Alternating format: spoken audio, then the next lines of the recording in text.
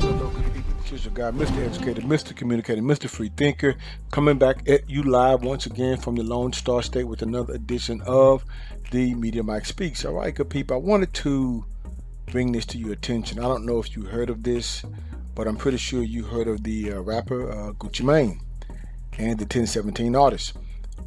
Now, this has been circulating around, and one of my subscribers asked me to do a piece on this. And this is dealing with, well, Howard University. Now, good people, as you may or may not know, Howard University is a private HBCU, which stands for Historically Black College and University. Howard was founded in 1866, making it one of the oldest black universities next to Wilberforce. Now, students at Howard have been staging a series of protests against the unlivable conditions that they are being forced to be in. I mean, this is interesting. According to Fox 5 DC, students have complained about seeing rats and roaches in their rooms on campus. A few startling videos that have surfaced across social media show water spewing from damaged pipes, along with mildew and white mold growing out of air filters and ceilings in the rooms.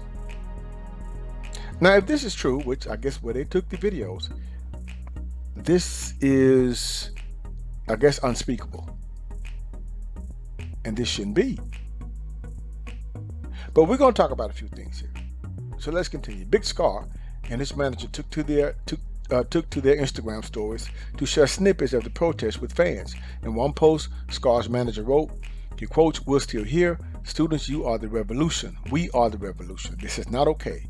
Another video shows the artist standing with students as they sleep outside Howard's Blackburn University Center campus building, demanding change. Now, according to Teen Vogue, students are now in week 2 of what they're calling the Blackburn Takeover Sit-In. Protesters began occupying the area on October 12th and have slept in the center since the strike began. Students are demanding that the university president, Dr. Wayne Frederick, work with the board of trustees to solve the housing crisis issue. The protest has also been ignited by the steep climb in tuition prices that students have had to endure this year, along with the lack of COVID-19 testing. Now, Howard released a statement on October 13th giving an update on the current housing status for the academic year. On October 14th, the school issued another statement that claimed they were working together with representatives of the undergraduate student assembly to find a solution on how to resolve the housing crisis. Now, as you see here, good people, this is a letter, a statement from Howard University Vice President of Student Affairs. Now, the thing is that the administration did not deny this. That's the thing, which is troubling, actually, quite troubling and disturbing for students to be in this type of condition. But they're gaining support. As you see, the local chapter of the NAACP also voiced their support of the protest via an Instagram post that reads, "We stand in solidarity with the student body who has continuously been ignored and mistreated. We stand in solidarity with the student body who has declared that enough is enough. Hashtag Blackburn Takeover."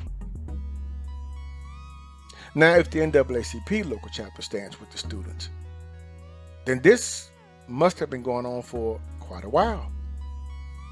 In an email sent on October 13 by Howard's Vice President of Student Affairs, Cynthia Evers discouraged the protests and rebutted the negative messages being spread by students about the school, while also warning students of the disciplinary action they face if the protests continue. Well, ma'am, there's a right to protest. They have a right to do so. But this is what strikes me interesting, good people. The statement maintained that the mold issue is not widespread, and that the university's response held the third-party vendor fully accountable, and they are conducting mold remediation and HVAC duct cleaning in the impacted rooms and throughout the building as part of third quarter preventive maintenance, unquote. Well, ma'am, if it's true, you have no right to be talking about or warning students about disciplinary actions. They have a right to protest. Now, what's very interesting, people, is the Board of Trustees responded to students on October 16th, confirming a meeting between Howard University President Wayne Frederick, cabinet members, Reverend Dr. Bernard L. Richardson, Dean of the Chapel, and student leaders from various groups, including the Howard University Student Organization, Undergraduate Student Assembly, the Hilltop, among others.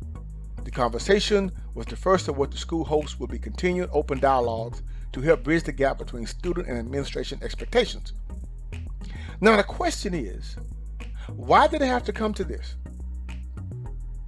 Why did students have to protest to receive better living conditions?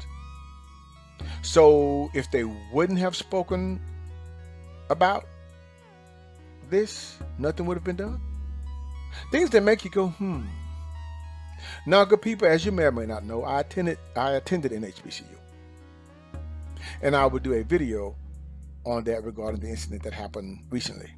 I also have cousins who attended HBCUs, and I have a cousin who attended this prestigious university, Howard. Now, good people, it is 2021. Let me repeat that. 2021, not 1961. Not saying conditions were like this back then, just saying why in 2021, if this is true, why are these conditions so deplorable? Well, it is true. They said it. Now, I do plan to go live regarding this issue, but this absolutely makes no sense. How long are we going to continue to live in the past? There's absolutely no excuse for this. Which leads me to ask the question, what is the future of HBCUs? Have they outlived their usefulness? Today's youth, it seems, are just not going to live like this. Let me know what you think, good people. This is your guy, Mr. Educator, Mr. Communicator, Mr. Free Thinker. Subscribe, share, and like to keep me rocking on the mic. Have a good night.